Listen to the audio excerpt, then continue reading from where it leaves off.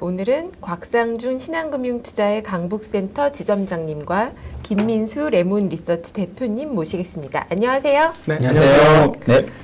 네, 두 분 오늘 또 바쁘셨을 텐데, 네, 오늘 할 얘기가 또 많아요. 어젯밤 FOMC 이후에 미국 시장이 엄청 좋았는데, 오늘 왜 한국장은 이렇게 끝났을까요? 한국 시장이 양반이잖아요. 아, 양반이라서요? 천천히 걸어가는 거겠죠. 미국 애들은 좀 까불까불하고, 네. 참 호들갑스럽고, 한국은 양반이라 반응을 안 했다. 중국 시장은요? 중국 시장도 까불까불하죠. 그렇구나. 네, 예. 네. 며칠 전에 우리나라만 오른 날도 있었잖아요. 그런 날도 있으면 오늘 같은 날도 있는 거 아니에요? 근데 네. 양반인데 오늘 아시아 증시 다 미국 시장 대비해서 다 폭망했거든요. 네. 대만도 보세요. 그냥 네. 예, 이런데 그거에 비하면 까불까불했네요, 우리는. 요즘은 제 느낌은 어떠냐면 네. 며칠 전인가 하루 아시아 증시 전체 중에 한국만 오른 날이 맞아요. 있었어요. 그걸 제가 보면서 괜찮다. 그리고 오늘도 아까 얘기하신 대로 아쉽긴 하지만 뭐 괜찮다. 분위기 바뀐 건가요? 이제 드디어 꼴찌에서 1, 2등은 아니더라도 중간은 갑니까? 저는 개인적으로 유가를 집중적으로 보고 있어요. 네. 지금부터는. 유가가 이제 키다. 왜냐하면 이제 뭐 계속 미국 지표 보신 분들은 알겠지만 부동산은 확실히 꺾이는 거잖아요. 아마 지표 나오는 거 7월 달 이후부터는 확실히 꺾일 것 같고, 오늘 나왔던 전미 부동산 협회의 그 주택 지수 같은 거 보면 뚝뚝 떨어지거든요. 그래서 CPI의 한 가지 축이었던 그 부동산은 분명히 가격이 떨어졌고, 그럼 나머지 한 가지 축은 결국 유가인데, 유가가 떨어진 상태에서 9월 달을 맞이하게 되면 사람들이 무슨 생각을 할까 생각해 보거든요. 9월 달에 50bp를 올리고 나면, 이거는 뭐 그 이베스트의 윤지호 센터장님의 말씀이기도 하고 저도 전적으로 동감하는 얘기인데, 9월 달에 50bp 인상하고 나면 도대체 얼마를 더 인상할 수 있어? 그러니까 예전에는 앞으로 얼마를 더 올려야 해가 무섭게 다가왔는데, 지금부터는 뭐냐면 올려봐야 얼마나 올리겠어 로 뉘앙스가 바뀐다는 거죠. 시장의 뉘앙스가. 네. 오늘 그런 거에 한 단면을 미국에서 보여줬고, 그럼에도 불구하고 연준은 제가 보기에는 크게 변하지는 않은 것 같아요.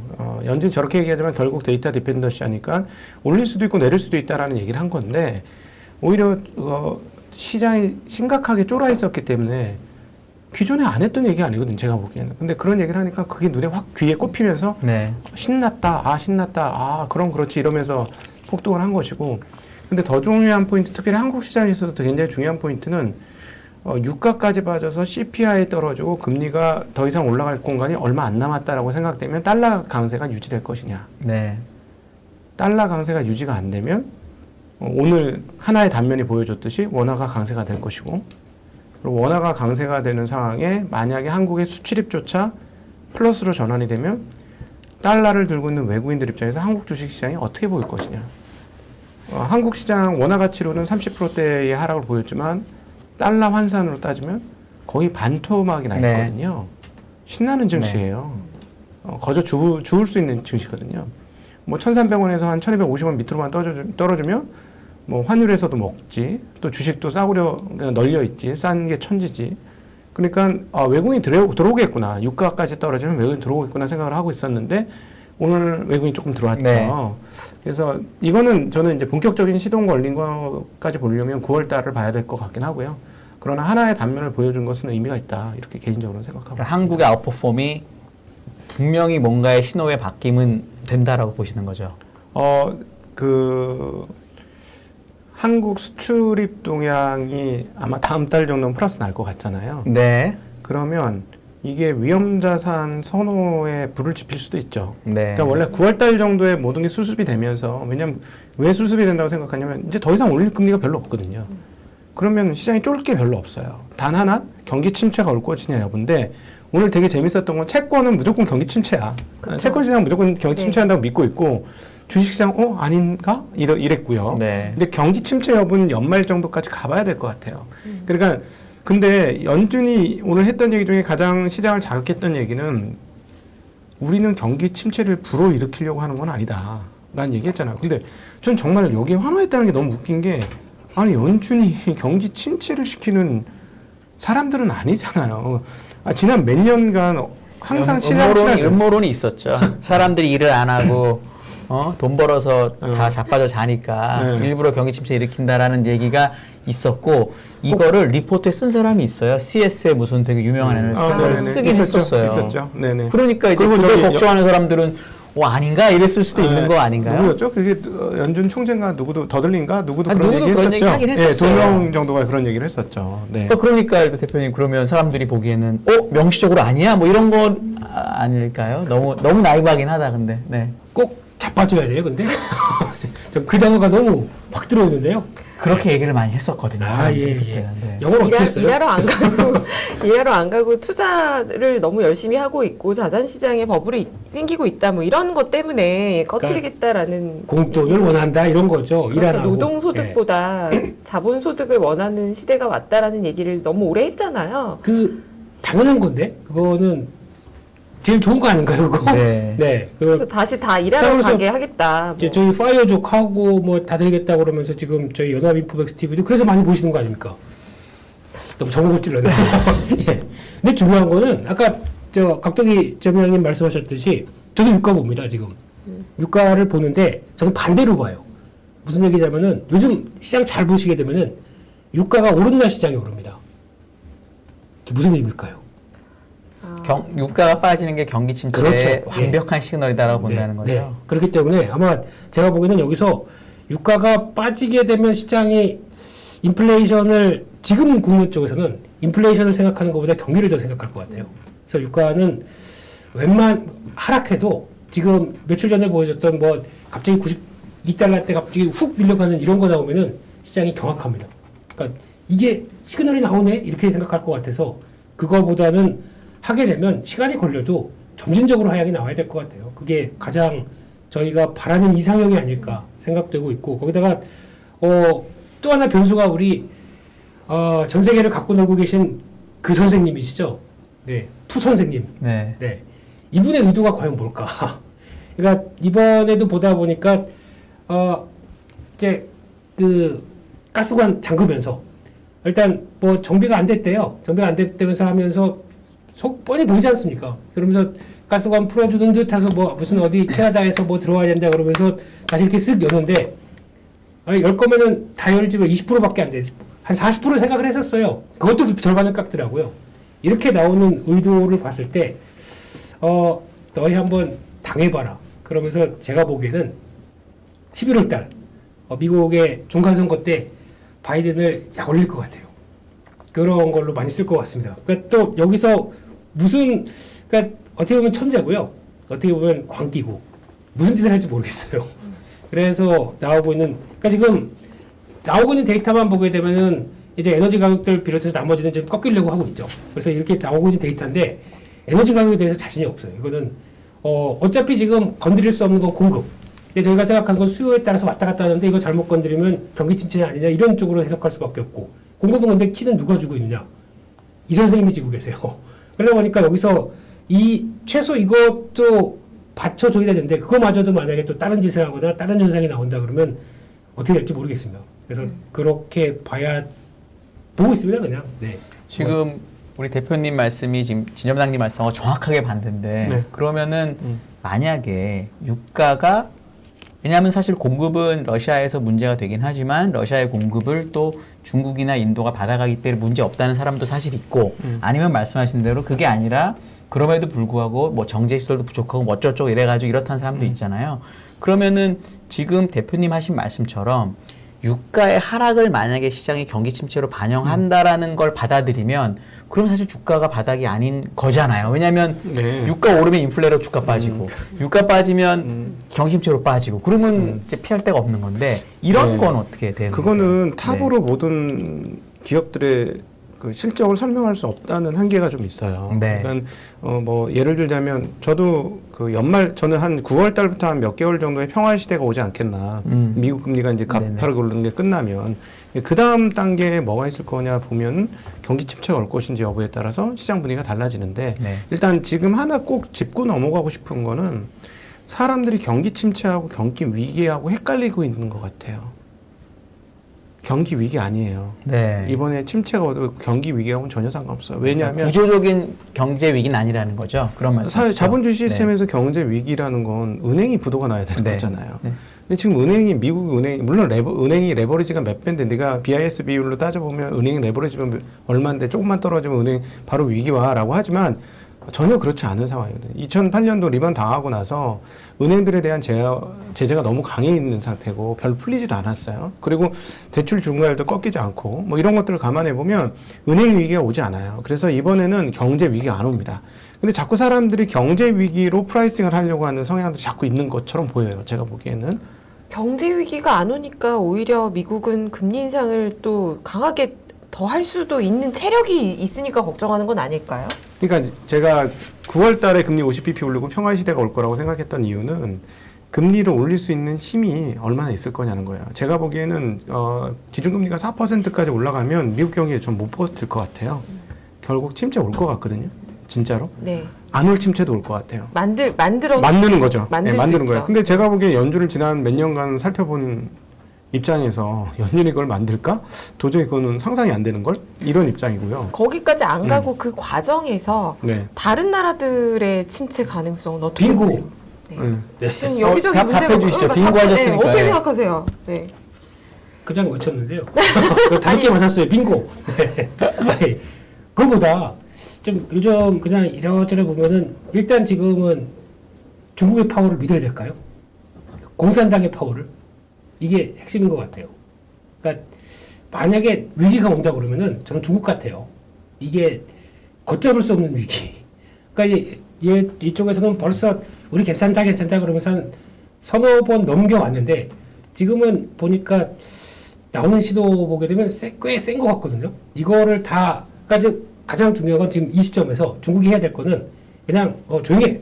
그리고 정부가 다 해. 그래서 이번에 보니까 50몇 조였나요? 그거까지 펀드 조성해서 망한다고 했지 않습니까? 15조였나요? 50몇 숫자가 너무 헷갈려서 예. 그래서 정부가 펀드 만들어서 지금 부실화되고 있는 거 다 해결하겠다라고 하는데 중국에서 부동산을 갖는 의미가 그러니까 중국의 인민 입장 쪽에서 이 의미가 지금 벌써 벌어지는 일이 내가 계약했던 부동산 가격은 저인데 가격은 이만큼 떨어졌어. 그러면 돈 안 갚죠. 짜증나서. 이게 지금 벌어지고 있는데 그게 중국에서 아무리 입김을 정부가 하지 마. 그래도 벌써 이제 자본주의에 맛이 들인 거예요. 돈에 대해서. 그러니까 부동산도 이렇게 사면 내 예전에 옆에 살았던 사람인데 벌써 부동산 몇 채 사더니 금방 저 위로 올라갔더라. 그러니까 이제 느끼는 거예요. 이렇게 해서 돈을 버는구나. 라고 하는 현상이 나오고 있는데 거기다 하려고 했던 부동산 가격이 떨어진다 그러면 돈 갖기 싫은 거죠, 지금. 이런 현상이 퍼지기 시작하게 되면 이거를 중국 정부의 힘으로 컨트롤할 수 있을까? 이게 결국엔 그거는 다 은행 리스크로 넘어가거든요. 그러면은 나오게 되면 신용 리스크의 부담은 중국이 상당히 클 텐데 이렇게 되면은 중국은 진짜 걱정하는 게 그거예요. 그러면 이런 마음이 너도 갖고 나도 갖고 딱 하다가 이제 점점 퍼져나가서 국민 자체가 이제 하게 되면 일당 독재에 대한 쭉 이어왔던 이 분위기가 돈의 힘에 따라서 무너질 수가 있는 거거든요. 그러니까 이런 그냥 혼자 생각하는 겁니다. 뇌피셜 이래저래 생각하는 겁니다. 그렇기 때문에 오히려 중국 공산당에서 그런 문제를 안 벌어지도록 돈을 쏘거나 그렇게 되면 네. 어떤 현상이 나오냐면 물가가 폭등해요. 네. 할 수 있을까요 지금? 생각보다 중국은 물가가 그렇게 많이 안 오르고 있어요. 지금 돈유 가격이 많이 올라서 최근에 CPI가 좀 올라서 그래도 이제 2%대니까 그좀 크지는 않고 말씀하신 거에서 따져보면 저는 이번에 TPI인가 유럽에서 하지만 그 기준이 너무 높은 거예요. 이탈리아가 다 배제되는 상황이에요. 근데 이탈리아 배제하고 그 의미가 있을까 하는 생각이 들어서 말씀하신 대로 계속 경기 침체 상황들이 유지되면 미국은 사실 이번에 아무 문제 없을 것 같아요. 네. 정말 아무 문제 없이 그냥 넘어가는데 미국으로 인해서 다른 나라들이 영향을 받고 이런 것들은 있는데 그거를 금리를 계속 고공행진 상태에서 유지하면 정말로 문제는 타국 쪽에서 분명히 있을 것 같아요. 이미 스리랑카 이런 나라들은 몇 군데 있었지만 약한 고리들은 좀 깨질 것 같거든요. 근데 그 부분이 저는 이제 김 대표님하고 조금 다른 부분은 중국은 아닐 것 같아요. 왜냐하면 중국이 왜 아닐 거라고 생각을 하냐면 중국이 지금 부동산을 막은 지가 꽤 됐어요. 그러다 이제 풀기 시작하는 거거든요. 가격이 경험해 본 적이 없을 정도로 지금 하향 추세예요. 그래서 지금 지난달 바로 6월 달에 있었던 사회융자총액이라고 표현되는 사회 총 대출량, 총 유동성량을 얘네 사회융자총액이라고 하는데 기록적으로 늡니다. 저는 오히려 중국에서 하반기에 버블이 올 수도 있다. 작은 버블이. 이런 입장에 돈을 너무 많이 풀기 때문에. 근데 버블이 세게 오면 문제가 될 수 있어요. 그때면 이렇게 수습해야 되는 걸 다시 뻥 터트린 거니까. 근데 이제 따져보면 부동산 업체, 헝다를 비롯한 이런 업체들도 수습을 들어가는 상황들인 거고요. 이렇게 새로 펼치는 그런 상황들은 아니고 작년 한 해 내내 긴축을 했기 때문에 여유분이 좀 있다라는 게 뭐 김경환 아널이나 여러분들이 중국에 대해서 하신 말씀이고, 그다음에 이제 그 공급, 이제 PPI는 매우 높게 나오는데 진짜 높게 나오는데 그것도 이제 떨어지긴 시작했고요. 네, CPI는 이쪽에 비해서 서구에 비해서는 상당히 낮게 나오고 있고, 게다가 러시아로부터 싼 에너지를 받고 있다고 시노펙에서 공식적으로 얘기를 네. 했어요. 그렇기 때문에 뭐 그렇게 그쪽 물가에 대한 우려는 그렇게 크지는 않은 것 같고, 중국은 위기상황이 올라오면 버블이 와야 올 것 같습니다. 버블이 세게 한번 와야. 예, 근데 이번에 정치국 그 회의 있고 거기서 발표가 되는데 어떤 힌트를 줄 것이냐가 핵심인데, 만약에 높은 성장률을 유지하겠다. 걔네 청년 실업 문제나 이런 것들이 있으니까 기존에 얘기한 것처럼 뭐 5%나 이런 것들을 유지하겠다라고 얘기를 하게 되면 조금 심각할 것 같아요. 제가 보기에. 정치국 회의 오늘 했거든요. 원래 예. 내일인 전에도 오늘 해서 제가 네. 전 중국말 못합니다. 근데 다만 이제 옆에서 한 걸 보니까 예. 숫자가 나왔다는 것 같지는 않고요. 숫자는 안 하지만 나올 거예요. 예. 경제를 좀 활성화시키기 위해서 최선의 노력을 다한다라는 문구가 들어갔다는 거는 같아요. 그래서 이제 그걸 어떻게 해석할지는 모르겠어요. 저는 전문가 반대로 아니라서. 얘기를 해볼게요. 그러면 네. 중국이 지금 위기 상황이에요. 위기 상황인데 안 되겠다. 그럼 경기 부양을 위해서 일단 돈 다 쏟아붓겠다. 그럼 어떤 현상이 나오냐면 원자재가 또 집중이 다 돼버려요. 중국 네. 쪽으로. 수요가 확 느는 거니까. 유가가 안 빠져요. 지금 조정받았던 구리부터 나머지 원자재 가격들이 다 쭉 올라가요. 그 인플레이션 또 못 잡네요. 최근에 저 원자재 가격 다시 조금 오르고 예. 있어요. 네. 지금. 이것도 네. 또 하나의 문제가 되겠죠. 중국 인플레 기준을 예. 조금 예를 들어 사실 전 파월 의장 FOMC에서 했던 얘기 중에 사람들이 얘기를 많이 안 하는 게 네. 그거거든요. 그러니까 지금 우린 전부 CPI만 보거든요. CPI는 매월 10일쯤 나오는데 사실 그거 이후에 한 보름이 지나면 PCE가 나와요. 그렇죠. 그래서 파월 의장이 한 번 더 강조한 게 PCE가 월등히 우월한 물가 지표이다. 왜냐하면 그게 2000년부터 페드가 얘기했던 거거든요. 20년 전부터. 그러면 아까 얘기하신 그대로 원자재 가격이 오르는 부분은 있는데 네. 그걸 뺀 PC, 핵심 PC는 사실은 관계없잖아요. 그건 그러면 맞죠. 네. 그냥 연준에서 이거는 제 그냥 생각인데 네. 아예 괜찮아. CPI 모르겠고 PC 이렇게 해서 이거를 좋게 본다면 무마하는 방법은 없을까요?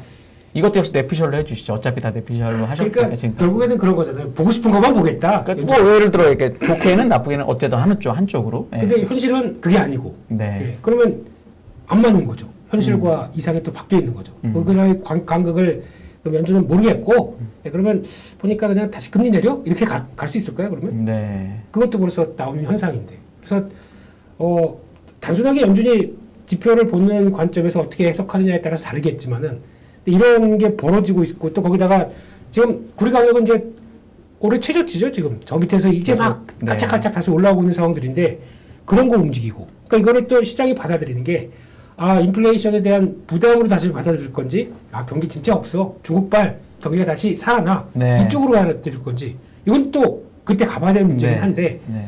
근데 만약에 그러면 연준도 그거 무시하고 그냥, 경기 괜찮은 걸로 해석한다 그러면 그때는 또 각동기 지점장님 말씀하셨듯이 확 변화가 될 수도 있어요. 네. 그냥 아직까지는 생각을 해보자는 얘기고, 네. 게다가 또 중요한 거는 원자재 가격을 볼 때 가장 요즘 눈길이 가는 게 저는 광산 매장량들이에요. 예, 이거를 보게 되면 솔직히 이거 왜 이렇게 빠지지? 라는 생각이 들 수밖에 없는 게 지금 저희가 2차 전지 소재 쪽에 들어가는 것도 뭐 리튬, 니켈 이런 것들 다 보게 되면 대부분의 광물들이 지난 20년간 매장량 추이나 아니면은 재고량 보게 되면 바닥이에요, 다들. 근데 재고량이 바닥인데 원자재 가격도 왜 바닥으로 가죠? 이건 경제 논리에 안 맞는 거 아닙니까? 그렇다고 니켈이나 이런 거 안 쓰는 것도 아닌데요.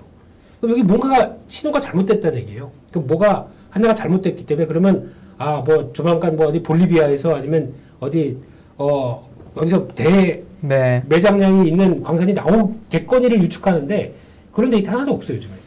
그러면 뭐가 잘못된 거겠죠. 수요가 생각보다 없을 거라는 시장에 그러니까 가격에 내재시킨 거다 이렇게 보신다는 거죠. 그런데 만약에 이게 그냥 조그만 트리거가 돼서 매장이 이렇게 없는데 가격이 너무한 거 아니야? 라는 쪽에 변화만 나오게 되면 또 금세 움직일 수도 있죠. 네. 그러니까 다 이 시대 되니까 이래저래 다 그냥 이것도 이상한 것 같고 저것도 이상한 것 같고 그냥 고민 중입니다. 진 소장님 혹시 네. 이번에 이제 GDP 속보치 나오면 뭐 얼마 나오냐 막 네. 분분한데 네네네.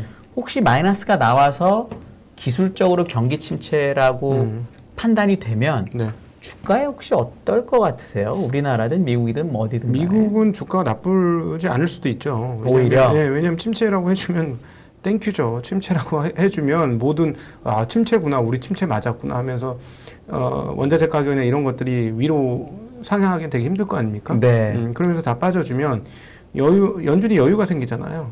50bp 올리면 이제 다 올린 것 같다. 그때는 네. 정말 만약에 정말 침체가 오면 역으로 생각하셔야 되는데 그 많은 분들이 지금 시장을 읽으실 때 이 지표가 됐으니까 이렇게 뭐 오늘 75bp 올렸는데 왜 주가가 안 떨어져 이런 얘기를 하시는데 꼭 드리고 싶은 말은 주식시장 참여해 보면 이미 다 아는 문제는 더 이상 문제가 아니에요. 네. 이미 이슈는 끝난 이슈예요. 근데 저만 이렇게 네. 보는 걸까요? 뭐 저 같은 시각도 분명히 시장에 있을 것 같은데 FOMC에서의 그 데이터를 보고 간다라는 게 사실은 오히려 이런 국면이 좀 장기화될 수 있다라는 의미로도 저는 받아들여졌거든요. 아니 그거 그래서 지금 경기 침체가 시그널이 약간 나온다고 이게 빨리 끝나고 이런 문제가 아니다라는 시사점도 준 게 아닐까라는 생각도 했는데 연말 기준으로 그 인플레이션이 계속 살아있으면 그건 진짜 문제죠. 왜냐하면 연준이 금리를 못 내릴 거 아니에요. 내릴 수 있다는 가능성이 사라지기 시작하는 거잖아요. 인플레이션이 계속되면. 그러면 진짜 3.5에서 4를 향해서 갈 수 있다. 이러면 제가 보기에는 그 물리적으로 기준금리 4%를 지금 미국 경제가 견딜 수 있을까? 빅테크도 실적 아직 좋긴 하지만. 그래서 이번에 포워드 가이던스를 안 주고 데이터 다 드리븐으로 간다라는 얘기가 괴로운데 자기들도 데이터 보면서 가야 된다. 장기적으로 갈 수 있다. 이런 얘기가 아닐까. 그래서 욕먹기 싫어서 그래요. 네? 욕먹기 싫어서 이제. 맞아요. 뭐 그럴 수 있고 그런 측면에서 오늘 시장은 거기서 좋은 점만 읽었다는 거예요. 그래서 오늘 미국 시장 조금 이상한 부분이 있었어요. 그게 이제 열려 있잖아요. 양쪽으로 다 열려 그쵸. 있는데 좋은 쪽으로만 해석한 거거든요. 그래서 곰곰이 집에 가서 생각해 보니까 아닐 수도 있네. 이러면 시장이 또 빠질 수도 있는 거예요. 그래서 그거는 제가 보기에는 약간 호들갑이었으니까 그거는 중요한 게 아니고 앞서 말씀드렸듯이 기조적인 변화가 나올 거냐. 그 중에서 제일 중요한 건 시장이 앞으로 무슨 생각을 하냐가 중요한 거 아닐까? 투자자들 입장에서는. 근데 그동안 이제 우리 이베스트 윤기호 센터장님이 하시는 얘기인데 정말 재밌는 얘기였어요. 0%에서 3.5% 올리려면 에베레스트 산 올라가는 것처럼 첩첩산중이고 힘든다 느낌이. 네. 근데 이제 2.5다. 앞으로 1% 남았다. 거의 다 정상이 보인다. 근데 정상 가까울 때 마지막에 원래 제일 힘들지 않아요? 우리는 과거를 잊어요. 그건 우린 나이 먹고 저는 물리적으로 체력이 정상 다 왔을 때가 제일 힘들던데. 그건 체력이 빠져서 그런 거고. 네. 우리 이제 다 얻어 맞았잖아요. 이미 다 얻어 맞고 주식시장 얻어 맞은 거니까. 체력이 중요하네요. 그렇죠. 체력이 좋아야 이게 고지가 얼마 안 남았다. 권투 선수는 끝까지 뛰어가잖아요. 네. 체력 좋은 권투 선수. 앞으로는 말씀하신 것처럼 이 남아있는 구간에서는 체력이 좋은 국가나 기업과 네. 체력이 좀 저처럼 약간 그래서 오늘 차이가 미국 많이 나올 수 시장이 있겠네요. 얘기한 게 굉장히 많은데 빅테크들은 실적이 안 빠지는 거예요. 네. 제일 걱정했던 게 달러 환산, 마이크로소프트 같은 경우는 분명히 얻어맞을 거야 이렇게 했는데 뭐 애저나 이런 쪽에서 성장률이 높다고 하니까 그냥 붙여버렸잖아요. 그러니까 좀 우리가 이걸 어떻게 생각해야 되냐는 건데 예를 들자면 우리가 잘 모르는 중견 중소의 미국 기업들이 실적이 나쁜 것과 빅테크들이 실적이 유지가 되면 시장을 어떻게 해석해야 할 것이냐는 거죠. 근데 지금 보니까 빅테크들은 되게 견조해. 굉장히 견조해. 애플은 당연히 견조할 거거든요. 제가 보기에는. 근데 제일 문제가 됐다는 게 뭐 메타라든가 지금 구글이라든가 이런 회사들이 문제가 될 수 있을 거라고 생각했는데 뭐 잘 넘어가는 분위기.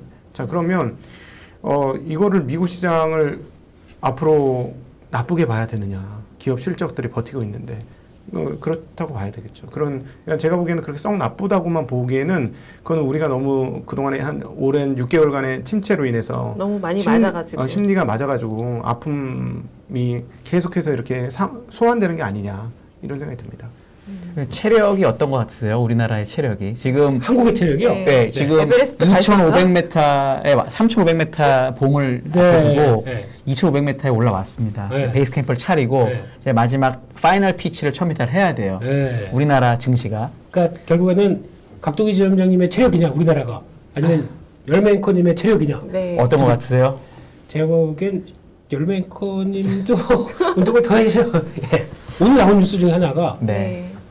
드디어 이제 그 송파 헬리오? 헬리오시티 네. 네. 예. 거기마저도 4억이 빠집니다. 와 이제 거기 전세도 돈 들고 대기하고 있던 데거든요. 네. 그것도 가격이 빠집니다. 지금 한국의 부동산이 9개월째, 그러니까 지금 보면 하락폭이 더 세네요. 네. 이거 보고 있으면 한국의 체력은 결국에는 배심에서 나옵니다. 배심은 어디서 나오냐면 내 뒤에 나 부동산 하나 있어. 이게 어차피 근데 한 채는 부동산이 아니거든요. 내 살집인데 네. 그거 올라가는 거에 따라서 다 이제 그래도 내가 여기서 좀 손해보면 어때? 나 집값 올라간 게 얼마인데 이렇게 생각하는데 이게 심리적인 거랑 맞물립니다. 그러면 내가 그냥 잠시 살아. 난 지금 한 27억 해. 근데 이게 갑자기 이제 20억대 초반으로 내려가 보세요. 마인드가 어떻게 되냐면은 잠깐만 보자. 지금까지 한 달에 내가 얼마를 썼고 했는데 이거 생각하게 되면 이제 마이너스가 나게 생겼네? 라는 생각이 들게 되면 거기다가 집 배경이 없네 그러면은 심리가 빠르게 식습니다. 이게 한국의 특징입니다. 그래서 나머지 1,000m 올라가기 위한 체력이 전혀 없는 것 같다. 지금 베이스 캠프에서 그냥 자야 된다. 그러니까 지금 내수를 얘기하라 그러면은 네. 지금 보고 있는 것 자체가 저기 1000m 남았는데 안 되겠어. 나 여기서 그냥 비박할래. 텐트 칩니다. 네. 이런 단계로 저는 느껴져요. 지금 주변 동향들이. 네. 근데 저는 왜 이렇게 다들 이렇게 비관론자들이 됐어? 아, 근데 우리 대표님은 네.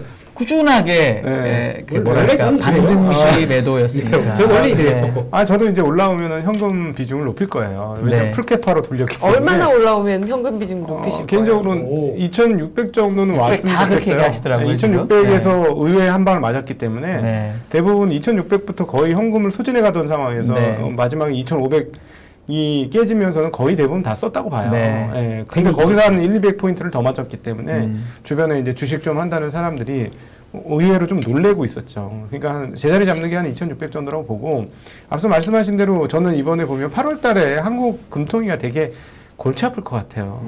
예, 금리 역전됐고 미국은 FOMC 없고. 네, 없고 네. 그다음에 9월 달에 50bp가 거의 기정사실화되고 그렇죠. 그러면 0.5%까지 벌어지게 되는데 야 이걸 어떡하지 골 때릴 것 같아요. 그래서 만약에 여기서 50bp를 올리면 국내 경기 상황을 보면 좀 애매한데 이런 생각도 또 들 거고 근데 이제 그것과 말씀하신 대로 금리가 그렇게 한국에서 8월 달에도 공격적인 금리 인상을 한다면 말씀하신 대로 부동산 경기는 조금 더 빠른 속도로 위축될 가능성이 있다고 보고요. 근데 주식은 좀 다르죠. 주식은 기업 시장이잖아요. 자산 시장 아니잖아요. 수출 기업들이 많잖아요. 거의 대부분이잖아요. 자산 시장이 아니라고 얘기하기는 또 자산 시장 속에 있는데 네. 뭐라 그럴까? 현금 흐름이 있는 자산이잖아요. 있는 기업이 있고 아닌 기업이 또 있죠. 아니 왜 그러셨어? 아니 우리 박사님 그래서 항상 그러셨어요. 좋은 기업을 가지고 네. 큰 배를 타고 가면은 좌초하지 않는다. 네, 그럼요. 근데 네. 지금 수출입이 이번에 유가가 만약에 빠져주면, 근데 이제 이것도 유가에 달려 있습니다. 수출입이 흑자가 날 수 있잖아요. 이거는 기업들 입장에서는 전혀 다른 뉴스예요. 그러니까 주식시장이 떨어지는데 수출입이 플러스가 빵빵 터졌다, 한국이. 근데 뭐 계속 1,300원 내외, 1,250원이라도 플러스 못 내겠습니까? 한국 기업들이. 그러니까 유가만 빠져주면 오케이가 되는 건데, 환율이 강세가 되면은 수입 단가도 좋아지는 거고, 수출 단가 좀 떨어지긴 하지만, 그게 또 이렇게 메꿔주는 거고, 그 다음에 이제 수출의 증가가 되느냐 여부인데, 만약에 그렇게 되면 기업들 입장에서는 나쁠 거 없고요. 미국 달러가 떨어지는 과정만 이빨이 맞는다면, 톱니바퀴 잘 맞아 들어간다면 외국인 입장에서도 한국 주식이 되게 매력적이겠죠. 지금 한국 주식은 제가 2주 전에 나와서도 여기서 못 사면 어떻게 하냐. 결국 못 산다. 여기서 못 사면. 그리고 주식이 올랐습니다. 네. 맞추신 걸로. 맞아요. 네. 왜 그러냐면 저는 2002년, 2006년 보던 가격을 내가 그때 못 사서 그때도 제 개인 고백을 아마 드렸던 기억이 나는데 한이 맺힌 사람이거든요. 남들한테 이 말로만 하고 행동을 못해서 이번에 또 그런 주식들이 많이 속출하는 거예요. 그래서 너무 신기했어요. 그러니까 그 한국 주식이 지금 매력이 없느냐, 사람들이 심리가 경색돼서 안 보일 뿐이지 한 1년 정도 지나 보면 왜 우리가 그걸 못 샀을까? 우리 김열매 우리 앵커님은 잘 아시겠습니다만 지금 건설회사가 이 정도 밸류에이션까지 떨어진 적이 과연 얼마나 있었을까 싶어요. 한 의원님도 잘 아세요. 네. 2004년, 3년에 지금 정도 밸류에이션이었죠. 맞아요. GS건설 3배쯤 할 때. 네, 지금 3배, 2배, 네. 그리고 자산 가치 0.2배. 그래서 제가 있는 곳이 DL ENC 본사거든요. 네. 이렇게 보면은 건물이 꽤 커요. 네, 대지도 기타워. 면적도 네. 꽤 크고. 네. 이거 팔면 시가총액 절반 가까이 건지겠는 걸? 이런 생각이 되는 거예요. 걔네 1조 7천억밖에 안 해요. 네. 시가총액이. 네. 네, 절반 그 가까이 건물 100% 소유가 아닐 텐데요. 아, 그래요? 아무튼. 네. 그리고 근데 말 끊어서 죄송한데요. 네. 진짜 DL ENC 빠지는 걸 바라고 있어요? 네? DL ENC 빠지는 거 바라고 있는 거 아니에요 지금? 그걸 누가 알죠? 상속해야 누가 그런 돼서? 얘기를 하죠? 지금 아니. 밀려야 되니까 지금. 대표님, 그럼 네. 이제 왜냐면 아까 말을 들었어요. 아니 지점장님이 아까 외국인들이 좀 우리나라 시장을 매력적으로 볼 수 있을 것 같다고 하셨잖아요. 네.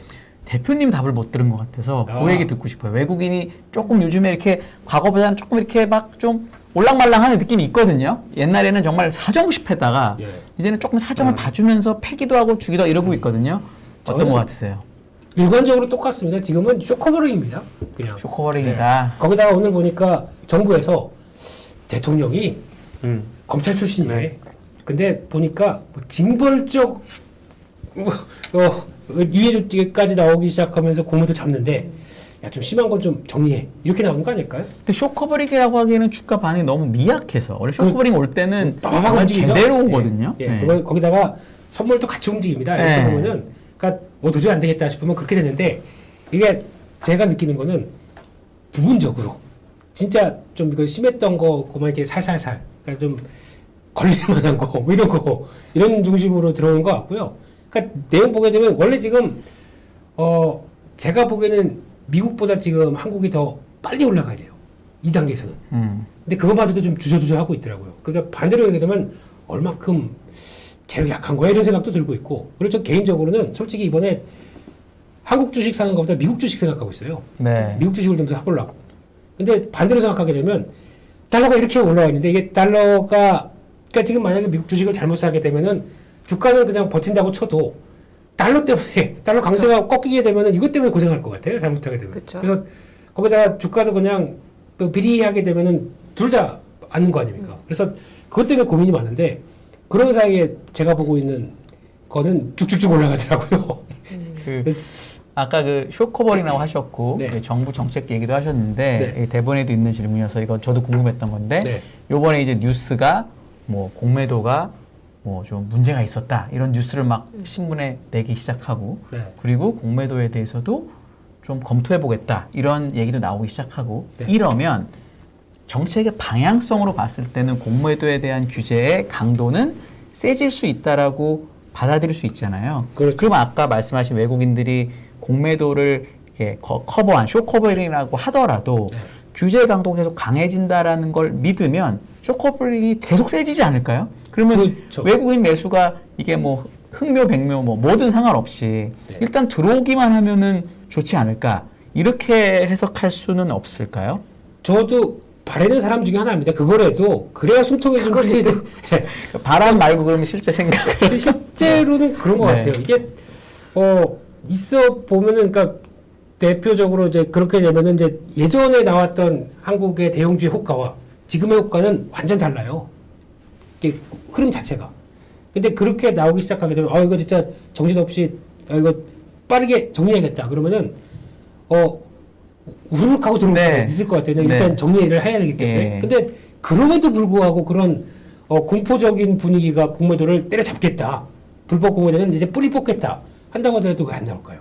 반대로는. 이게 더 궁금한 것 같은데 저는. 왜 안 나오는 것 같으세요, 점장님? 아니 불법 공매도가 요즘 있나요? 근데 요즘 아유. 신문에 나오기 시작하니까 뭐 그런 얘기 네. 나오니까 네. 저도 잘 모르지만 대차한 걸 가지고 공매도를 할 텐데 그게 옛날처럼 없는데 허수 공매도 한번 잘못되면 그런 거는 문제가 심각하죠. 보유 물량이 없는데 공매도 치는 거. 했대요 그거를. 아, 그걸 했다는 게 이번 그게 직원의 실수로 넘어가고 있습니다 지금. 아, 네. 이게 문제 아닙니까? 그러면 이게 뭐 2020년도에 다 끝났다고 하는데 이게 그럼 그 사이가 제가 알고 있기는 이제 예전에 삼성증권 그 사태 났을 때도 뭐 시스템의 문제였다면서요? 허수 배당금 얘기하시는 네, 그때 그 사태. 그것도 그렇다면서요. 이게 그러니까 할 수 있는데도 안 했을까요? 아니면은 그냥 방치했을까요? 이런 문제도 나올 수 있는 거고. 네. 거기다 물론 이제 많이 증권사 너무 사태 음모론으로 가시네요. 아니 모르고 있는 아니에요? 현실이잖아요 지금. 지금 네. 우리가 얘기하는 건 뉴스에 있는 내용이기 때문에 그렇죠, 예. 전혀 뭐 얘기하는데 그래요? 부담이 있는 거 네. 아닙니다. 이런 일이 최근에 계속 정부에서도 얘기를 했고 허수공매도 관련된 뉴스가 최근에 나왔고 그런 지금 분위기가 약간은 있어요. 그래서 네. 제가 여쭤본 이거를 어떻게 데이터만 보면은 네. 2017년도부터 2020년도 상환할 때까지 삼성전자를 2,500만 주를 공매도를 했답니다. 근데 그 호가 무시. 그러니까 보통 보면은 공매도는 밑에 호가를 못 때려요. 네, 원래는 예. 네. 업틱 룰이 있죠. 그렇죠. 업틱룰 네. 그게 있어가지고. 근데 그것도 무시하고 다 해버렸대요. 그럼 이게 그러면 전산에 안 걸렸다는 얘기 아닙니까? 벌써. 그대로 그냥 실행이 됐다는 얘기잖아요. 근데 이게 직원의 실수라는 게 첫째. 그러면 삼성전자만 그랬어야죠. 나머지 종목 1억 몇천만 주가 그대로 다 다른 종목에도 적용이 됐대요. 아, 잘못했어. 과징금 10억. 이게 현실이지 않습니까? 그게 뭐 거의 오래된 시간 벌써 2년 전 그때 얘기니까. 근데 외국인들이 왜 세게 왜냐면 지금 거래량이 너무 없어서 말씀하신 대로 쇼커버를 제대로 하면 주식이 정말 엄청 올라야 맞습니다. 되는데 예. 또 안 한다. 네. 그러면 각도님 아까 말씀하실 때는 외국인들이 그럴 수 있는 매력이 있다라고 보셨는데 네. 왜 그런 일이 지금 없을까요? 그러니까 규제가 아니더라도 만약에 시장에 매력이 있으면 네. 빨리 커버해야 될 거, 주가 오르기 전에 빨리 커버해야 될 텐데. 아니, 이제 네. 간 보는 상황이잖아요. 아직 원화가 강세가 오늘 시작된 일단 것도 아니고. 13원 정도 세게 근데 왔으니까. 오늘 외국인들은 4천억 매수했어요. 그래서 4천억. 오늘 하나의 단적인 예인데 4천억. 이게 앞으로 계속 진행이 될지는 좀 지켜봐야 된다라는 거고 하루 네. 봐서 어떻게 알아요? 그건 모르죠. 그렇죠. 근데 충분히 그럴 수 있는 여지는 있는 거죠. 이제 조만간에 한국 수출입이 유가가 여기서 떨어진 상황에서 지금 그 적자가 날지 안 날지 지금 애매하거든요. 네. 근데 만약에 흑자로 돌면 굉장히 저는 매력적인 뉴스라고 보고요. 그다음에 미국의 달러가 이렇게 금리가 끝이 보이니까 달러 강세 일방적으로 밀어붙였던 것이 숨고르기가 지금 네. 시작된 거고 뭐 그렇다면 여기서 추가로 좀 달러 강세가 멈출 수 있다면 그럼 그 달러를 가진 외국인들 입장에서는 한국 주식이 매력적이지 않을 이유는 없죠. 네. 그러면 여기서 만약에 그렇게 외국인 매수가 펀더멘탈로도 붙고 혹시 공매도로 붙고 하면 각도님 생각은 외국인 매수가 생각보다 많이도 들어올 수 있다 이렇게 많이 보시는 들어올 거군요. 수도 있죠. 네. 네. 원래 근데 그 1월달짜리에서 시점은 잘 모르겠어요. 그렇죠. 시점은 뭐 원래 알고 9월 달 정도로 생각했었는데 생각보다 지금 연준이 이렇게 하는 바람에 7월 달부터 이루어질까? 뭐 이런 생각도 좀 들고. 네. 이거 어떻게 동의하세요? 그 환율이 조금 여기서 네. 원화 강세가 좀 일어나면 네. 제 생각에도 사실 올해 상반기 내내 큰 이슈가 원화 약세였으니까 사실 원화 약세라기보다는 달러 강세였죠. 요것만 조금 약해져도 단기에 외국인들 좀 많이 들어오지 않을까요? 그럼 당연히 그래야 돼요. 장 그게 딱 맞는 보고 거예요. 아침에 네. 오늘 매수 이렇게 생각 안 하시겠어요? 그러니까 오늘 환율 떨어진 게 13원인가 떨어진 거 보고 저는 오늘 외국인들이 조 단위로 사야 된다고 생각합니다. 원래는 그래요. 예, 그래야 됩니다. 네. 근데 거기다가 지금 선물 훨씬 더 많이 올라야 되고. 그렇죠. 네. 선물까지 매도를 해버려요. 이게 무슨 패턴일까? 그러니까 그러면은 어차피 자기네가 사야 될 물량이 있다 보니까 선물도 매수해버려요. 네. 그러면서 여기다가 아예 그러다가 종가에는 어떻게 나오냐면은 베이시스가 확대되면 안 됩니다. 그 사이에 프로그램 매수가 확 들어오니까 자기네 살 거를 다 커버를 해버립니다. 그래서 종가에 항상 또 눌러버려요, 선물을. 이런 현상이 나오면서 외국인들은 매수가 계속 조 단위로 들어오는 이게 되는 게 정상적이거든요. 그게 안 들어온다는 데 대해서 무슨 생각일까라는 고민이 더 들기 시작하는 거죠. 아직은 잘 모르시겠고 왜 안 들어오시는지는. 네. 아, 오늘 하루밖에 안 됐잖아요. 며칠 봐야죠. 아니 요즘 그래도 사정 없이 패진 않더라고요. 네. 이렇게 저는 이제 외국인 꼭 보는데 네. 그래도 이렇게 막 정말 옛날에는 정말 그냥 아유 이러고 있었는데 지금은 막 살살 그래도 약간 그게 이제 달래주는 하이라이트 국면이 지난 거죠. 그 하이라이트 국면이 제가 봤을 때는 100bp 얘기가 나왔을 때예요. 네. 100bp 얘기 나왔을 때 진짜 그 미국도 공포감이 그게 달하면서 다 필요 없어 빨리 달러 네. 가야 돼 이랬는데 네. 그게 이제 누우면서 75bp가 확정적이야 할 때부터 네. 외국인들 투자자들이 미국에서도 그렇고 좀 안정적으로 위험 회피의 그 감정들이 좀 내려간 거죠. 지금. 그러니까 한국 자체를 뭘 아주 좋게 본다기보다는 그냥 네. 그런 매크로에 관련된 거로 보신다. 네, 이렇게. 네. 지금까지는 그랬고 네. 앞으로는 가능성이 있다. 그 가능성은 유가 하락을 네. 통해서 만약에 달러 약세가 들고 원화가 강세로 네. 전환하면서 수출입까지 전환되면 이빨이 딱딱 다 맞는다. 통계가 네. 딱딱 맞아 들어가면 네. 그거는 굉장히 좋은 뉴스로 볼 수 있겠다라는 거죠. 그렇게 되면 또 하나가 변화가 나와야 되는 게 오늘 대만이 약한 건 전 이해를 못 하겠어요. 또 하나. 대만이 어젠가 그젠가 혼자 좀 많이 오른 날이 있긴 했었어요. 그러니까 지금 패턴 보면 네. 거기서 왔다 갔다 하고 있거든요. 네. 그러니까 만약에 이제 미국 시장의 변화를 그대로 인식하고, 그러니까 지금 대만 증시는 뭘 걱정하냐면은 이 IT 경기에 대해서 당장 걱정하고 있어요. 네. 주가 자체가. 그쵸. 뭐 TSMC 실적 가지고 누가 여기서 뭐라고 그러겠습니까? 내년도 그냥 이 정도, 한 뭐 30%더 받아도 뭐 이상 없는 자리인데. 네. 근데 왜 못 갈까요? 라는 거는 이거를 지금 몸으로 안고 있다고 표현해야 될까요? 네. 고민을 안고 있는 거죠. 네. 네. 그런 상황에서 봤었을 때는 그러면 삼성전자는 그러니까 삼성전자 오늘 실적 발표하면서 가장 키워드가 그겁니다. 지금까지 빅그로스 관련돼서 지금까지는 괜찮았다. 끝에 자신이 없어 하더라고요. 하반기는 아직 모르겠다. 결국에는 Q의 문제가 될 수도 있겠다. 이런 얘기가 나오지 않습니까? 그러면 쉽게 말씀드리면은 이제 경기에 대한 부담감을 삼성전자도 이게 어떻게 들어올지 모르다 보니까 내가 공급을 통해서 조절을 하겠다. 그러면 분명히 재고 늘어나기 시작하겠죠. 근데 이때는 사야 됩니다. 삼성전자를. 네. 재고 늘어날 때는. 외국인이 만약에 각도님 말씀처럼 네. 들어온다라고 가정을 하면 네. 뭐 먼저 살까요? 역시 전자인가요? 그렇죠. 그냥 아무것도 안 보고 삼성은 네. 근데 LG에너지솔루션은 예외. 네. 얘는 뭐 어차피 좀 사긴 사야 되는데 물량이 없다고 생각하다 보니까 얘는 예외. 근데 그래서 오늘 그냥 쭉 들어온 거는 연기금하고 같이 움직이더라고 이제는 이쪽이. 네. 그래서 그건 예외인데 삼성전자가 움직여줘야 되는 배경들이 하반기에 대해서 아직 회사 자체에서도 뭐 자신을 못하다 보니까 피는 문제가 안 되는 것 같아요 제가 보기에는. 어차피 본인들이 다 조절할 거고. 네. 근데 Q에 대한 부분들에 대해서 확신이 없다 보니까 그러면 이게 결국에는 그 대만 어차피 AP가 있어야 메모리도 같이 움직일 테니까. 근데 AP 자체가 지금 자신이 없어하다 보니까 그럼 메모리는 이렇게 나오는 국면인 것 같아요. 근데 아마 제가 보기엔 올해는 안 갈 것 같고, 근데 이게 확인이 돼야 그 다음부터 움직임이 나오는데 그 사이에 이제 얼만큼 더 한번 뭐 충격이 나오느냐 아니면 그냥 이대로 밋밋하게 그냥 움직여서 경기에 대한 부분들을 그냥 몸으로 받느냐. 네. 이 차이인 것 같아요 지금. 네.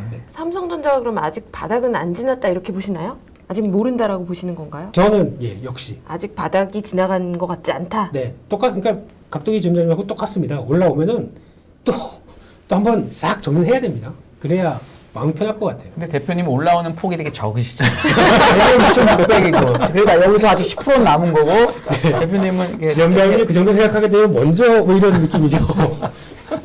난 2,500에 팔아야지 뭐 이런 거 아니, 2,450 이런 거 아니신가요? 일단 2,450이 되게 중요해요 저한테는. 네. 말씀해 주시죠. 어떤 이유 때문에 그러신지. 그냥 기술적인 것도 그렇고, 기술적인 걸로. 그 네. 분위기도 그렇고 이게 안착이 돼야 이게 안착이 되면은 그때부터 아마 외국인들이 세게 나올 수도 있어요. 거기가 무슨 선이에요? 지금 2,450이? 월봉에 있습니다. 월봉에. 월봉으로 몇 월봉 뭐가 있나요? 또 한 60개월쯤 될 60개월 월봉에 딱 이렇게 붙었군요. 예. 네. 거기까지 그 밑으로 이상으로 내려간 게 더 이상한 거지. 네. 그러니까 5년짜리니까 5년 평균이 그렇죠. 높으니까 60개월이면. 네. 그러니까 막 지점장님 얘기하셨던 것처럼 거기는 한번 거기 멈췄어야 되는 선인데 네. 그냥 심리 따라서 많이 내려간 게 거기가 좀 밑에는 이상한 거다라고 저는 생각하고 있고, 근데 거기도 올라오는데 이렇게 힘들면은 뭐 좀 그렇다 생각드는데 그 이상부터는 만약에 공매도 청산이 들어오거나 이 쇼커버링이 들어왔을 때는 빨리 움직여서 2,600까지 갈 수는 있겠다는 생각을 하고 있습니다. 지금. 네. 네. 지금 혹시 제가 아까 DLNC 얘기해서 DLNC를 보유하고 있다고 생각하시는 분들이 있을 수 있는데 한 주도 없습니다. 네. 제 이런 건 중요한 겁니다. 제 네. 고객과 저 모두 통틀어서 한 주도 없습니다. 네. 여러분 저희는 다 아. 각자 그 개인적인 사견들을 얘기하고 있고 네네. 그리고 보유 종목 네. 없습니다. 네. 저는 아예 국내 주식 보유 저희도 마찬가지예요. 애널리스트나 네. 더 네. 못하게 되어 있죠. 한국에서. 저는 네. 많은데요. 전혀 다 얘기할까요? 종목도 아닙니다. 네. 대표님 뭐 갖고 네. 계신지 말씀하시면 오늘 막 난리 날 것 같은데요. 시청자들이 여러와 같은 반응이 야, 뭐, 이렇게 장을 안 좋게 보시는데 뭘 갖고 계시냐 이런 아니, 질문이 나올 것 같아요. 그러니까 아까 지점장님께서 좋은 표현 하셨잖아요. 튼튼한 배를 타고 가야 풍랑에도 네. 거의 안전하게 목적지까지 갈 수 있다. 제 스타일은 배를 계속 갈아타요. 이 배인가 저 배인가 이렇게. 이 배가 좀 똘똘해 보이네. 거기서 갈아탔다가 여기 이 코스는 이 배가 최고지. 또 갈아타고. 그래서 목적 주가를 가져가는 스타일이다 보니까 네. 다른 거죠. 그럼요. 뭐 네. 어떤 방법이든 뭐 수익을 많이 나는 방법이 좋은 거죠. 그리고 또 하나 당연히. 그런 얘기 지난번에 또 지점장님이 그런 얘기 하셨거든요. 지점장님 주변에는 가치 투자를 오래 갖고 가셔서 거기서 크게 대박 나셔서 수익 많이 나신 분이 많다. 근데 성향 차이인 것 같아요. 제 주변에는 단타로 성공하신 단타로 건물 3개 갖고 계신 분도 그럼요. 있고. 네. 그러다 보니까 그러니까 그런 것도 하나의 방법인데 전 한국 시장에 오래 있다 보니까 못 버티기. 내가 네. 스트레스를 받고 내가 보다 보면은 맞아요. 못 견뎌요. 네. 그게 더 크더라고요. 그 유유상종이라고 제 주변은 다 느릿느릿한 사람만 있어요. 아. 그러니까 스포츠카 모는 사람은 하나 갖고 배 타는 사람들밖에 없는 네. 거예요. 주식으로 따지면 느릿느릿 가는 사람들. 근데 성향의 차이가 있죠. 그래서 저는 등산로, 북한산 등산로가 몇 개냐? 수십 가지가 넘지 않냐. 네. 주식으로 성공하는 방법도 수십 가지가 넘는다. 그렇죠. 뭐 분명히 그런데 뭐 말씀하신 것처럼 이렇게 느릿느릿하게 가는 사람들이 속이 멀쩡하냐? 속이 멀쩡하지 않더라. 다 네. 장이 나쁘더라. 애간장이 그렇죠. 다 녹아가지고 장 좋은 사람 내가 별로 본 적이 없다. 저희 까라들은 그래요. 속 네. 터지는 거를 버티면서 속 터져 죽겠네 이러면서 그러나 오겠지. 그날이 온다 이러면서 네. 그걸 꼭 참고 가기 때문에 별로 건강이 좋지 않은 사람, 내장 건강이 안 좋은 사람 꽤 많습니다. 주변에. 네. 예. 네. 자기 성향대로 하셔야 돼요. 네. 예, 근데 네. 대체적으로 이런 쪽에 있는 사람들이 좀 쉽게 성공하는 경향은 좀 있는 것 같아요. 네. 그렇죠. 네. 근데 저희 이런 부류들은 무릎이 안 좋아요. 막 뛰어다녀가지고 여기는 속이 안 좋지만은 네. 저희는 왔다 갔다 하다 보니까 무릎도 네. 안 좋아지고 허리도 어떻게 보면 피끗할 수 있고 감안해야죠. 어디 안 좋지 않고 주식으로 돈 버는 방법 좀 얘기해 주세요. 속이든 무릎이든. 그런 게 없을까요? 있어요? 저도 모르니까 여쭤본 거예요. 네. 그런 거 없는 것 없습니다. 같아서. 저기 은퇴형 투자하시는 분들이 좀 있어요. 은퇴형 투자는 뭔가요? 저는 정의가. 네. 저희들이 이제 이름을 지었는데 그건 은퇴 투자지 이렇게 하는 게 있는데 예를 들자면 배당 전문으로 투자하시는 분들이 있어요. 네. 그분들이 일단 마음이 편해요. 별로 불편하지 않기 때문에 노세 하면서 투자하셔요. 그래도 자기 먹고 살 수 있는 거는 충분히 다 거기서 네. 뽑아내고. 그리고 또 하나는 미친 듯이 싼 뭐 자산 가치 대비 뭐 자산이 1조인데 시가총액 1,000억 뭐 이런 거 있잖아요. 그런 것만 골라서 사놓고 마냥 기다리는 거예요. 네. 근데 현장에 있는 저희 같은 소위 말하는 전문 투자자들은 정말 방송 표현으로 적당하지 않지만 그거 환장하거든요. 네. 네. 보통 4, 5년씩 들고 가는 거예요. 그렇죠. 근데 어떻게 환장해서 그 일을 어떻게 하는데 그렇게 해요. 네. 그런데 느긋합니다. 맨날 골프 치러 다니고 맨날. 그래서 저희는 그 은퇴 투자라고 은퇴 네. 투자라고 표현을 하는 거고 아무래도 현장에 있는 사람은 조금 더 빠릿빠릿하게 움직여야 되죠. 기업 분석도 계속하고 부지런하게 보고 여기도 사실은 노가다예요. 그럼요. 예. 네. 예. 노가 딱 맞는 표현이세요. 이게 정신 노가다가 이게 그럼요. 네. 그리고 네. 생각났는데 아시는 분은 또 그렇게 하시는 분도 있습니다. 몇십억대를 채권을 투자를 했다가 네. 거기서 나오는 이자를 미리 땡겨요. 네, 그러면은 예전에는 얼마 안 됐겠죠. 근데 지금은 좀 되다 보니까 그러면은 거의 한 억대가 돼요. 그걸 가지고 아주 공격적으로 매매하십니다. 네. 무한면도 어차피 네. 받아서 그냥 원금은 돼. 네. 이러면서 아주 공격적으로 하시는데 이게 성공해요. 네. 뭐 매매도 형 미친 거 아니야? 이렇게 얘기를 하는데 네. 뭐 거의 뭐 불나방처럼 매매하는데 네. 오히려 성공을 하더라고 이런 케이스도. 네. 그래서 이런 것도 있구나라는 생각도 들어서 네. 뭐 정도가 어디 있겠습니까? 하지만 노력 안 하면 공부 안 하면은 항상 도태됩니다. 저희도 그치. 오늘 종목 다르고 내일 종목 다릅니다. 해야 됩니다. 지금 말씀하신 거는 굉장히 유명한 투자법이에요. 네. 지금 하시는 거는 일종의 바벨 전략이라고 그래서 거의 네. 대부분의 자산을 안전한 자산으로 놔두고 그리고 나머지는 굉장히 위험한 옵션이나 이런 그 자산을 해서 초과 수익을 노리는 네. 나심 탈레브가 그렇게 하지 않습니까? 네, 네, 그리고 네. 실제로 결과가 굉장히 나심 탈레브가 좋은 걸로 저는 데이터는 못 봤습니다만 자기 이후로는 그렇게 얘기해요. 그렇게 얘기했죠. 예. 네. 지금 10분 남았는데 네. 실적 시즌에 저희가 한 가운데 있잖아요. 오늘 전자까지 나왔으니까 이제 피크를 지나는 것 같은데 제 느낌으로는 실적들이 대부분 괜찮은 것 같아요. 물론 이제 오늘 아모레 같은 회사나 뭐 대우건설 같은 회사나 이렇게 뭐 박살나는 데도 있지만 현대차 잘 나와, 하이닉스 잘 나와, 뭐 LG, 엔솔은 모르겠고 뭐 하여튼 뭐 다 괜찮은 편인 것 같아요.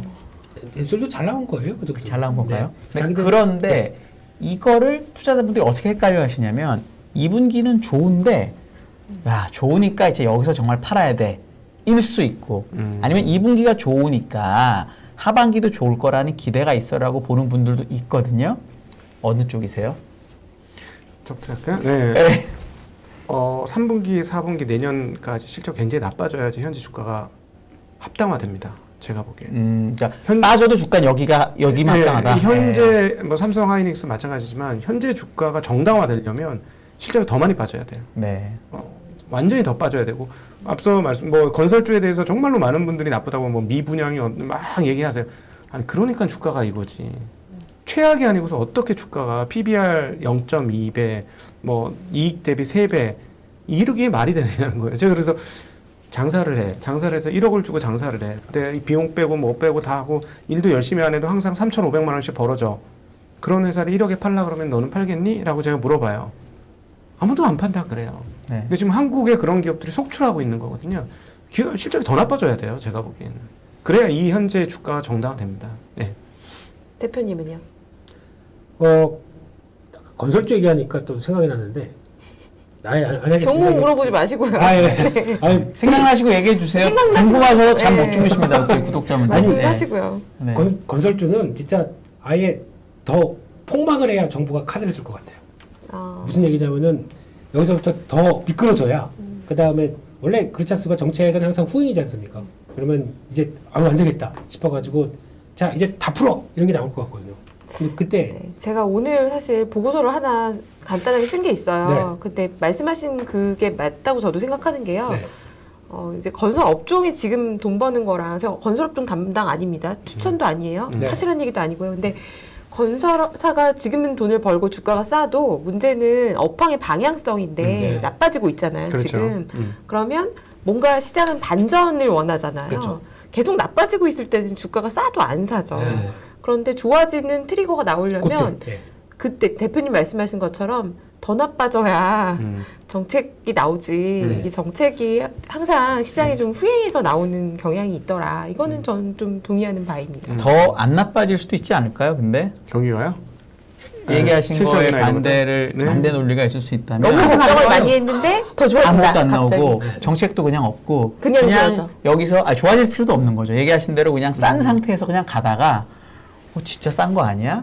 그리고 생각대로 안 나빠지는 거 아니야? 이러고 사람들이 쳐다볼 수 있는 그 가능성이 희망은 굉장히 유력하죠. 왜냐하면 지금 오늘 이상하게 오늘 이렇게 갈렸네 어떻게? 그렇게 했어요. 그냥 왜냐하면 여기서 이렇게 얘기했으면 3대1 되면 재미없을 것 같아서 2대2로 가보려고. 건설의 날이 된 건 아닌데 네. 왜 실적이 나빴냐면은 원가가 그렇죠. 굉장히 많이 올랐잖아요. 네. 그러니까 원가 대비로 실적이 꺾인 건데 원가가 더 이상 오를 거냐를 따져보면 이제 하반기부터는 원가는 안 오를 것 같아요. 그러면 여기서 예를 들자면 수주상고라는 것도 있고, 근데 이거는 뭐 건설업만의 문제가 아니고 일반적인 업체들 다 비슷하니까 원가 부담으로 인해서 굉장히 어려웠었는데, 원가 부담이 이제 떨어지기 시작하면 여기서 실적이 얼마나 더 나빠질 것이냐 이런 거고, 그다음에 경기의 수단적인 반도체 같은 경우는 꺾일 수 있죠. 지금 실적은 꺾일 수 있어요. 근데 놀랍게도 하이닉스는 실적이 꺾이는 그 순간부터 주가가 오르기 시작했어요. 네. 그러니까 여기서 실제 경기가 꺾이면서 실적이 꺾이는 것들까지 확인되면 아마 시장에서는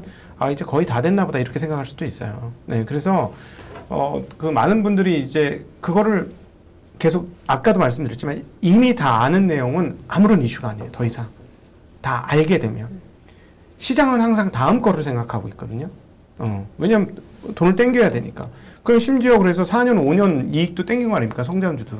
그건 지금으로는 합리화가 안 되는데 4, 5년 땡겼으니까 주가가 그렇게 갔던 것이고, 항상 시장은 미래를 바라보고 있기 때문에 제가 보기에는 진짜로 실적이 꺾였을 때 꺾이는 폭이 얼마나 크냐에 따라서 삼성전자는 실적이 떨어지는 폭이 그렇게 생각보다 안 컸으니까 반등을 한 것처럼 다른 주식들도 그렇게 될 가능성은 상당히 높고, 그 다음에 계속 말씀드리고 싶은 건 지금 시장이 조금 올라왔음에도 불구하고 한국 주식들은 싼 게 굉장히 많다. 미국 주식은 한 달 전에 굉장히 좋았어요. 제가 샘플링을 몇 개 해봤거든요. 주가 정말 잘 오르더라고. 금방금방 올라. 로직도 단순하고 참 편하더라고요. 근데 한국은 굉장히 복잡해. 그럼에도 불구하고 가격은 이 정도 가격을 부담스럽고 위험하다고 생각하신다면 지난주에 말씀드린 것처럼 주식하지 말아야죠. 이게 무섭다면. 이 정도 가격을 무서워한다면. 네. 복잡하고 계산하기 어려우니까 이렇게 싼 겁니다. 네, 그럴 수 있죠. 맞아요. 예. 예, 동의합니다. 그래서 미국 하려고 저도 예. 한 3, 40%는 미국으로 해야겠다는 생각이 들어요. 네. 지난 2021년도에는 그냥 보고만 있었는데 어차피 미국이 제일 체력이 좋고 네. 그러면 제일 어디서든 견딜 거 아닙니까? 네. 그래서 미국이 훨씬 더 낫다는 생각이 들어서 하는데 이제 환율 때문에 무서워서 지금 대응을 못 하겠어요. 네. 그래서 요거 좀 확인되고 그러면은 일단 주식은 미국도 편입하자. 저도 근데 김민수 대표님 스타일이 약간 장 시작할 때 열심히 보시고 네. 이렇게 좀 단기 매매라면 좀 뭐하지만 그렇게 장기 투자 성향은 좀 아니신 것 같은데 언제 제 뒤에서 보셨어요? 아니죠. 깜깜한데요? 미국 주식을 하시기에는 네. 개인들도 마찬가지고요. 밤에 우리가 잠을 자야 되잖아요. 이거는 그냥 그러니까 투자 아이디어가 있다 보니까 거기에 맞는 쪽으로 그냥 네. 가서 거기 뭔가 있을 것 같아서 제가 그걸 여쭤보고 싶어서요. 어디에 관심이 있으신 건지요? 미국 주식에 특별히 관심 있게 보시는 산업이나 저는 테마가 있나요? 네. 그쪽이죠. 어차피 이제 에너지는 유럽이 많이 필요하다. 네. 그러면은 미국은 준비됐다. 컴. 그러면 그거 누가 운송합니까? 그러면 거기 그 PC선부터 거기 이제 VLCC부터 이런 것들이 다 왔다 갔다 하겠죠. 여기 운임은 계속 올라가더라고요. 이게 맛보기로 조금씩은 사봤는데 안 빠지고 계속 올라가요. 그래서 뭐 맛보기로 조금씩 사보셨다고요? 네, 사야 보죠. 주가를. 네. 맞습니다. 그냥 관심 종목가 있으면 그냥 잊어버려요. 근데 계좌에 있어야 이렇게 보게 되거든요. 근데 의외로 계속 안 빠지고 계속 올라오더라고요. 그래서 이런 거 봤을 때는 그쪽을 계속 하고 싶은데, 그러니까 LNG 가스 운반선이 아니라 운반 해운사. 네. 예, 4개가 있습니다. 제가 조사한 거로는 딱 네. 맞는 게. 근데 2개는 유럽 선사, 2개는 미국 선사인데 네. 둘 다. 근데 이왕이면 미국 선사가 더 나을 것 같아요, 느낌이. 네. 그래서 한번 찾아보시면 다 나올 겁니다. 네, 이런 것도 그럴 건데 뭐 그리고 그냥 당연히 그냥 테슬라도 살려고 보게 되면은 못 사겠어요. 그냥 달러 네. 때문에. 네. 이상입니다. 강달러 네. 때문에 네. 예, 좀 환율이 떨어질까봐 걱정된다 이런 거죠. 한국 환율이. 그렇죠. 반대로 네. 얘기하면 그렇게 네, 그렇게 되는 거죠. 예, 예. 네. 네. 미국 네. 마지막으로 이 의견에 대한 보강, 뭐 반론, 뭐 아무거나 좋습니다. 미국 기업들은 역시 빅테크들의 참 그 창출 능력이 정말 뛰어난 것 같아요. 그럼요. 네, 그래서 저는 빅테크들 중에서 제대로 못 올라온 주식들은 한번 보셔도 될 것 같습니다. 네, 많이 못 올라온 거는 뭐 메타가 좀 못 올라오긴 했고 아직. 네. 그리고 구글도 뭐 많이 못 올라온 것 같지는 않고. 네, 맞습니다. 그렇죠? 대신 애플하고 마이크로소프트는 상대적으로 강하고 뭐 맞습니다. 요런 뜻으로 네, 맞습니다. 예, 네. 예. 그러니까 그 테슬라도 상당히 꽤 많이 올라왔고. 네, 테슬라 많이 올라왔죠. 네, 네. 그리고 넷플릭스는 많이 올라왔는데 아직 조금 더 공간은 있어 보이고. 그렇죠. 네. 네. 네, 매수매도 추천은 아닙니다. 아 그럼요. 그냥 네. 의견. 그나마 네. 그래도 미국 주식은 이렇게 얘기해도 안 잡혀갈 것 같아요. 근데 한국 주식은 잡혀갈 것 같아가지고 저희가 말을 못하는데 미국 주식, 그렇구나. 네, 네. 다들 그 기관 쪽에 계시니까 종목 얘기를 못 하시는군요. 약간 저 종목 얘기 할 뻔했어요. 이런 회사도 있다라고 얘기를 할 뻔했는데 네. 자식 가세요 그냥. 편하게 사세요. 대표님 회사에 아닙니다. 네. 저 연봉을 못 맞춰드립니다. 네. 그럼 단타를 더 해야 될 거 아닙니까 제가. 알겠습니다. 네. 네. 두 분 마지막으로 해주실 말씀 더 없으실까요? 그래도 각도기님 말씀을 다 못하신 부분이 있으실 것 같은데. 네. 지금부터 서서히 지금 보면 심리도가 안정이 되고 있어요. 그래서 만약에 심리도가 더 안정이 되면 그때부터 투자하고 싶은 마음이 드실 겁니다. 근데 항상 제가 20몇 년을 보아오면 정말 신기하게도 바닥에서 다 팔고 나가고 고점에서 다 사러 들어와요. 정말 신기하게도 그런데 내 마음 가는 대로 가시면 안 됩니다. 내 심리대로. 심리는 적이에요. 그래서 그러면 난 이성적으로 보는데 하는데 대부분 그 이성적으로 본다는 게 뭐 어떤 이성이냐면 내 감정을 해설해주는 이성이에요. 나의 두려움을 하락장 때 나의 두려움을 이성적으로 해설을 하고요. 20초 남았습니다. 네. 뜨거울 때 또 나의 그 열망을 또 이성적으로 해석해줘요. 그렇게 되면 잘못되는 거거든요. 네. 그래서 오히려 그 정확한 기업의 숫자에 더 전념을 해라. 기업들 숫자가 좋은 기업들을 중심으로 투자를 해야 살아남는다. 내 감성과 싸우며 기업의 숫자에 집중해라. 김민수 대표님 10초 드리겠습니다. 제가 보기에는 네. 중소형주가 더 쌉니다. 네. 빨리빨리 움직이시면 다 돈 됩니다. 네. 네. 알겠습니다. 끝. 오늘도 두 분 깔끔한 정리 감사드리고요. 네. 언제나 함께하면 즐거운 시간 우리끼리 너무 떠들었는데요. 투자자분들께 도움이 되셨으면 시청자분들께 도움되는 방송이었기를 바라면서 저희는 이만 물러나도록 하겠습니다. 곽상준 신한금융 강북센터 지점장님과 김민수 레몬 리서치 대표님이셨습니다. 감사합니다. 감사합니다. 네.